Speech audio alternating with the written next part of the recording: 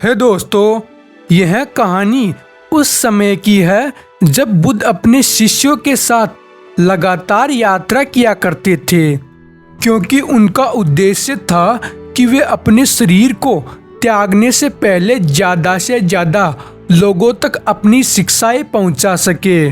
उन्होंने नियम बनाया था कि कोई भी भिक्षु किसी एक जगह पर 2 दिन से ज़्यादा नहीं रुकेगा, परंतु यह नियम केवल सर्दी और गर्मी के लिए था।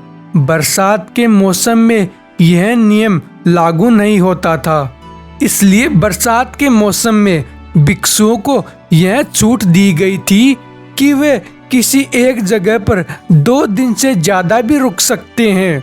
तो एक बार बुद्ध और उनके कुछ भिक्षु एक नगर में प्रवेश करते हैं। बरसात का मौसम था।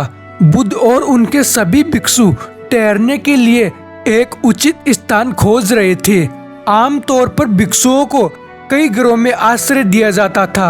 लोग उनसे विनती करते थे कि वे उनके घरों में ठहरे, परंतु इस बार बुद्ध के भिक्षु की संख्या बहुत ज्यादा थी, जिसके कारण किसी एक घर में ठहरना संभव नहीं था।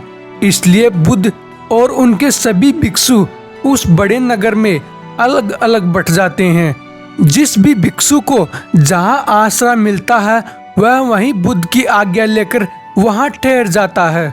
उन सभी भिक्षुओं में से बुद्ध का एक भिक्षु उस नगर के एक घर के द्वार पर पहुंचता है, परंतु कोई भी घर के बाहर नहीं आता। कुछ क्षण प्रतीक्षा करने के बाद घर के द्वार खुलते हैं और भीतर से एक सुंदर स्त्री बाहर आती है। वह स्त्री उस बौद्ध भिक्षु को देख बहुत प्रसन्न होती है, क्योंकि बहुत कम सन्यासी उसके द्वार पर भिक्षा मांगने आते थे, क्योंकि वह स्त्री एक वेश्या है।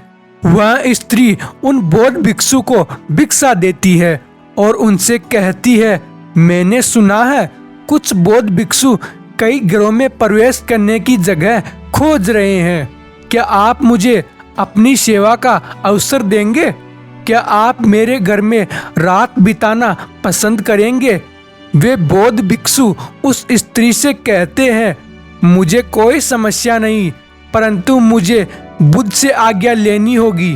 तब वह स्त्री भिक्षु से कहती है, अच्छा, आप अपने गुरु से पूछना चाहते हैं तो पूछिए, मैं भी देखना चाहती हूँ आपके गुरु क्या कहते हैं। तो वह भिक्षु बुद्ध के पास पहुंचता है और बुद्ध से कहता है, बुद्ध, यहाँ से कुछ दूरी पर एक घर है जहाँ एक महिला रहती है।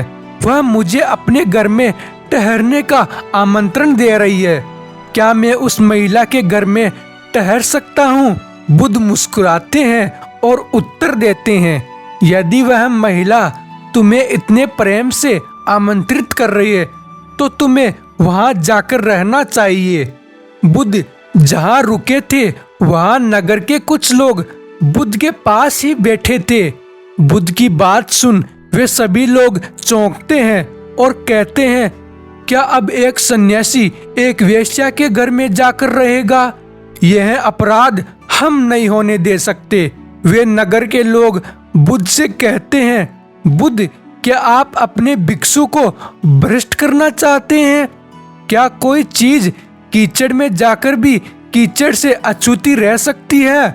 बुद्ध उन लोगों की ओर देखते हैं और उनसे कहते हैं, आप लोग इतना परेशान क्यों हो रहे हैं?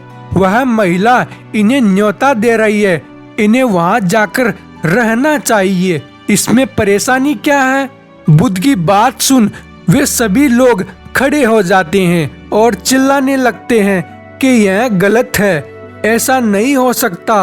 बुद्ध ऐसा कैसे कर सकते हैं? बुद्ध कहते हैं, रुकिए, मैं इस मार्ग पर हूँ क्योंकि मुझे लगता है कि यह जीने का सबसे शक्तिशाली तरीका है। अब आप लोग मुझसे कह रहे हैं कि उसके तरीके मेरे तरीके से ज्यादा शक्तिशाली है। अगर यह सच है तो मैं भी उसके साथ जाकर शामिल हो जाता हूँ। मैं यहाँ हूँ क्योंकि मुझे लगता है कि यह जीवन को जीने का सबसे अनमोल और शक्तिशाली तरीका है। अगर आपको लगता है कि उसके तरीके मेरे तरीकों से ज्यादा शक्तिशाली है, तो मुझे भी वहां जाकर शामिल हो जाना चाहिए, क्योंकि यही एक सच्चे साधक का उद्देश्य होता है। अगर किसी साधक को कोई ऊंची जगह मिलती है तो उसे वहां जाना चाहिए। गौतम बुद्ध की बात सुन कुछ लोग शांत हुए, मगर कुछ लोग बड़बड़ाते हुए वहां से चले गए और बौद्ध भिक्षु भी बुद्ध की आज्ञा लेकर वहां से चले जाते हैं और उस महिला के द्वार पर पहुंचते हैं। वहां स्त्री उन बौद्ध भिक्षु का स्वागत करती है। बरसात के मौसम में वातावरण ठंडा हो जाता है, इसलिए वह स्त्री उन बौद्ध भिक्षु को ओढ़ने के लिए गर्म वस्त्र देती है। नगर के बहुत सारे लोग उस स्त्री के घर के पास ही खड़े थे और बहुत पीड़ा में थे। हर कोई अपनी अपनी समझ के हिसाब से अंदाजा लगा रहा था कि भीतर क्या हो रहा होगा। वह स्त्री भोजन पकाती है। वे बौद्ध भिक्षु बड़े प्रेम से उस भोजन को ग्रहण करते हैं। फिर वह स्त्री उन बौद्ध भिक्षु के लिए नृत्य करती है, गीत गाती है। वे बौद्ध भिक्षु पूरे ध्यान और सतर्कता के साथ यह सब देखते हैं। इसी तरह से पूरी रात बीत जाती है। वे लोग जो उस स्त्री के घर के बाहर बैठे थे, वे आपस में चर्चा कर रहे होते हैं कि अब तो यह भिक्षु भ्रष्ट हो गया, अब तो यह संन्यास त्याग देगा, अब यह भिक्षु ना रहेगा। अगले दिन सुबह जब वह भिक्षु बुद्ध के पास पहुंचता है तो सब लोग चौंक जाते हैं, क्योंकि वे अकेले नहीं आए थे, उनके साथ एक स्त्री भिक्षुणी भी थी। यह वही स्त्री है जो पहले वेश्या थी, परंतु बुद्ध के भिक्षु की संगत में आकर उसका जीवन पूरी तरह से बदल जाता है।